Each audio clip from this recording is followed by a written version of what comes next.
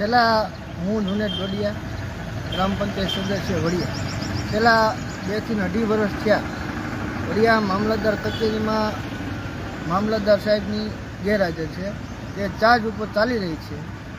હાલ મહિના દિવસ પહેલાં મામલતદાર શ્રીની નિમણૂક થઈ હતી પણ આજ દિન સુધી મામલતદાર હજુ હાજર થયા નથી. હજી ચાર્જ ઉપર જ ચાલે છે.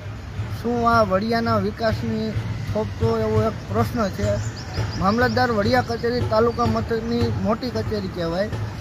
અમારે વડિયા મામલતદાર કચેરી હેઠળ વડિયા તાલુકાના 45 થી 46 ગામનું કામ આવે છે.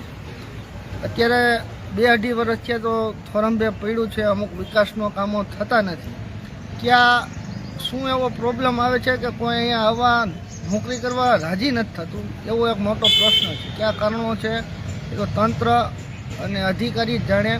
હાલ આપના માધ્યમથી હું એટલું કહેવા માગું છું કે જે મામલતદાર સાહેબશ્રીની નિમણૂક કરવામાં આવી છે તો તંત્રને એટલી નમ્ર અપીલ છે કે વહેલી તકે હાજર થઈને વડિયાના જે રોકાઈ ગયેલા કામો પૂર્ણ થાય, ફરિયાદો પૂર્ણ થાય અને જે આ 2.5 વર્ષના ગાળામાં જે મામલતદારની અછત છે એ અમારા વડિયા તાલુકા ભોગવી રહ્યું છે તે પૂરી થાય.